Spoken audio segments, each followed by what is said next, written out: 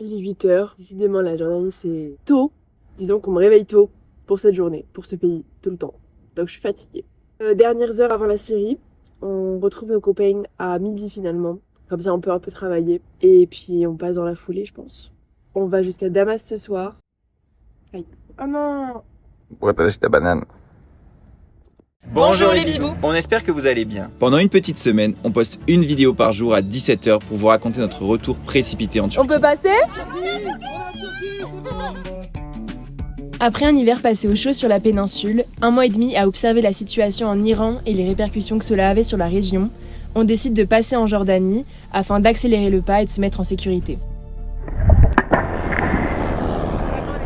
Mauvaise nouvelle, les frontières de l'Irak, qui étaient jusqu'alors notre seule porte de sortie vers la Turquie, viennent de fermer.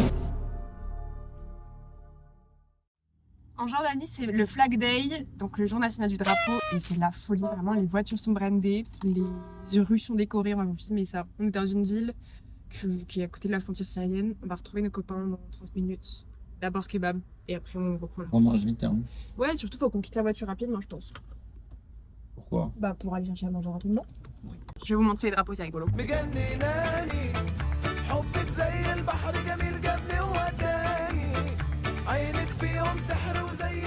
Nous, on a chopé nos kebabs. Tu es la table aujourd'hui. Ok. Et puis après, c'est parti, hein. Basta bamba quoi. Basta bamba. Pour les bibous qui ne nous rejoindraient que maintenant, déjà qui regardiez-vous sur YouTube si ce n'est nous? On vous fait un petit résumé. Vous l'avez vu dans l'intro, l'Irak a fermé ses frontières. Sauf que quelques jours plus tôt, d'autres voyageurs ont réussi à passer la frontière syriano-turque, normalement réservée aux Syriens et aux Turcs uniquement. De là commence la fuite en avant organisée sur WhatsApp de tous les véhicules bloqués sur la péninsule dont nous faisons partie. Sauf que on ne sait pas combien de temps ce passe-droit qui nous est accordé va durer.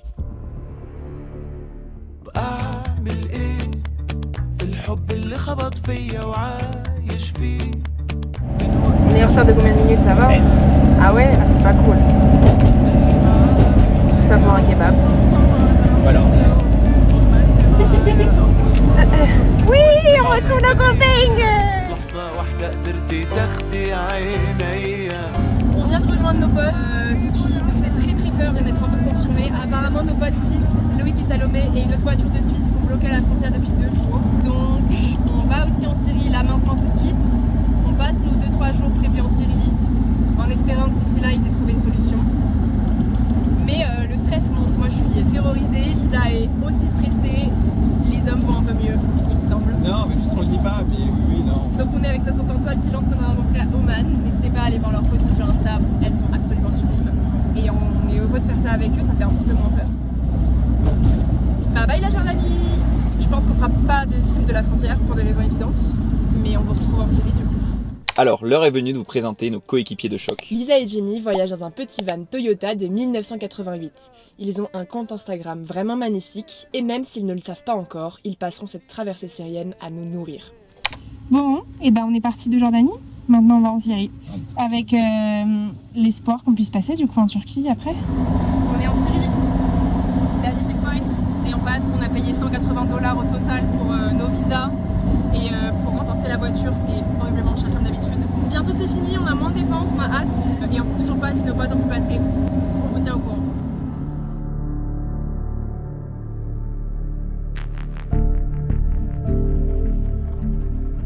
Bon, faut le dire, cette frontière était pas très difficile. Tant que t'as de l'altitude, en fait, ça va. Là, on nous a dit qu'il fallait quand même faire attention. Donc, on va vraiment garder les axes principaux. On va s'arrêter à Damas, à Malpla et à Alep. Et c'est tout. Et même pour dormir, on fera gaffe. Apparemment, il y a encore des mines antipersonnelles sur les axes moins principaux. Donc voilà, c'est pas non plus une destination anodine, donc faut faire attention. Et surtout, on espère pouvoir sortir de la Syrie vers la Turquie. C'est le plus important. Toi, ça va?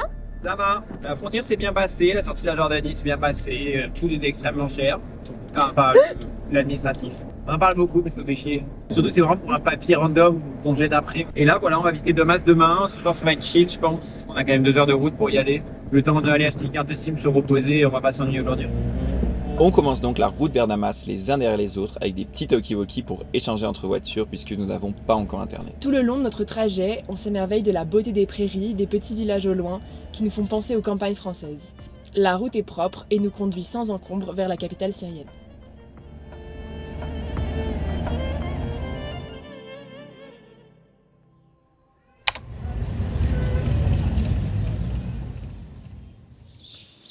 On est bien arrivé dans le vieux centre.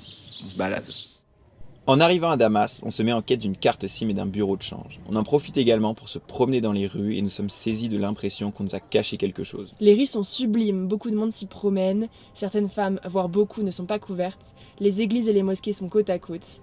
On a exactement le même sentiment qu'en arrivant au Kurdistan irakien, l'impression de capter une réalité tout autre que celle dépeinte en Europe. Bien sûr, nous ne sommes pas naïfs, nous sommes dans un beau quartier, dans la partie de la ville qui est épargnée et qui ne représente sans doute pas la réalité du pays.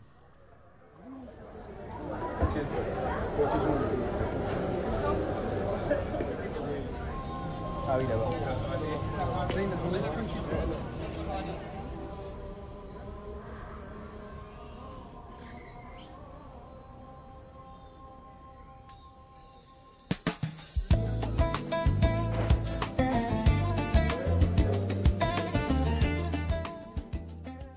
On est arrivé à Damas. Depuis quelques heures, on a acheté une carte SIM, on a fait le nécessaire, on a changé de l'argent. Les cartes Visa, Mastercard sont bloquées, donc on a dû importer des euros, des dollars. On va passer une soirée un peu tranquille parce qu'on est fatigué. Et demain, grosse visite. On continue notre marche vers un café repéré par Lisa et on est à nouveau très étonné. Tout le monde fume, il y a une chicha par table, c'est sublime.